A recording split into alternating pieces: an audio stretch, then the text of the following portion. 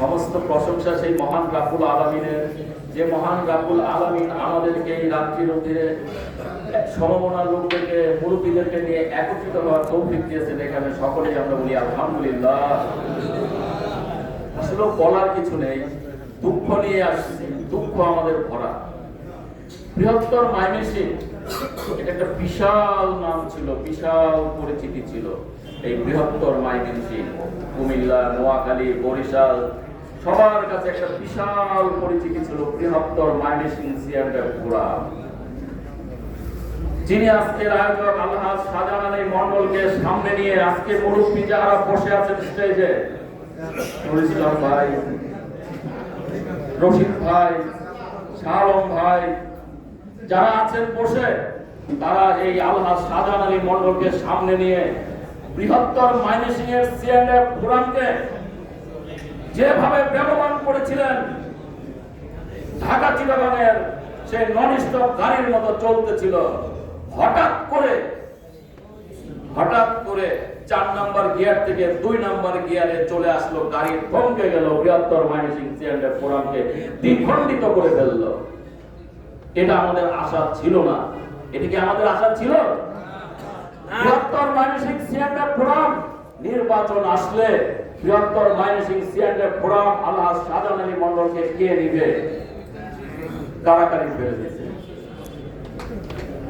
আজকে কতিপয় লোক, আমি ছোট করে ফেলছি, কতিপয় লোক চারতলায় বসে আওয়াজ দিচ্ছে, বৃহত্তর ময়মনসিংহের লোক, তারা কেমন শুভাকাঙ্ক্ষী আমাদের আওয়াজ দিচ্ছে আলহাজ শাহজাহান আলী মন্ডল নাকি নির্বাচন না করাটাই তাদের জন্য ভালো, কারণ নির্বাচন করলে ফেল করবে, তারা নাকি মনে কষ্ট পাবে। এটা কেমন শুভাকাঙ্ক্ষী আমি জানতে চাই। এটা মুনাফিকের মতো শুভাকাঙ্ক্ষী। যদি চাই আলহাজ শাহজাহান আলী মন্ডলকে ভালোবাসতে, তাহলে আমি কেন বলবো শাহজাহান আলী মন্ডল আজকে যেন নির্বাচন না করে? তাহলে কি শাহজাহান আলী মন্ডলকে দেখে ভয় পায়? এটাই কি প্রমাণ হয় না? আমি মুরব্বীদের কাছে প্রস্তাব রেখে যাচ্ছি, যারা আমাদেরকে দিক নির্দেশনা দিবেন। আজকে তারা কয়েকটা লোক এটা প্রচার করতেছে, আমার সঙ্গে মাঝে মাঝে এই কথা হয়, কেন আপনাদের এত দরদ, তাকে বাদ দিতে চাচ্ছেন কেন? তাকে নিয়ে আসেন।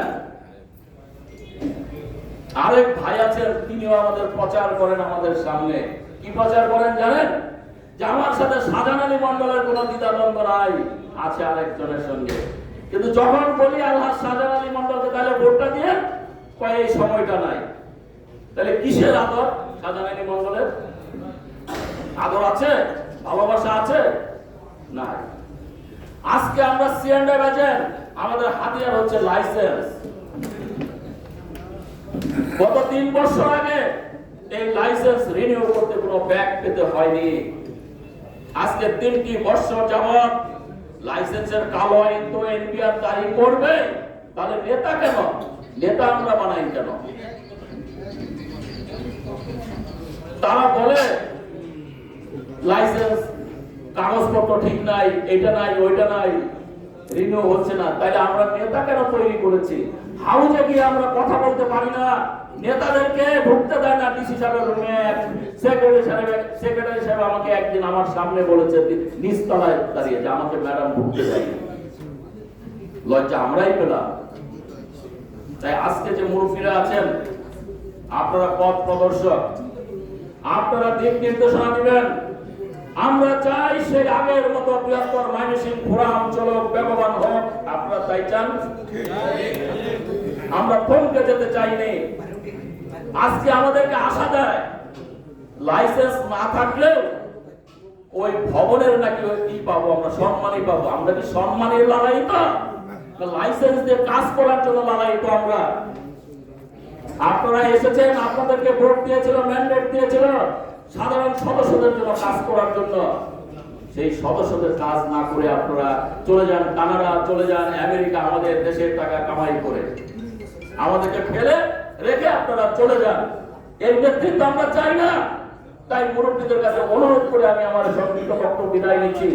আপনারা আজকে বুঝে শুনে আলহামদুলিল্লাহ আগের মতো যেরকম আপনারা প্রস্তাব করেছেন, যেরকম আপনারা সামনে দিয়েছেন শাহজাহান আলী মন্ডলকে, আজকে সেই শাহজাহান আলী মন্ডলকে সবার সামনে তুলে দিবেন এই আশাবাদ ব্যক্ত রেখে আমি বক্তব্য শেষ করছি। ধন্যবাদ সবাইকে। আসসালামু আলাইকুম।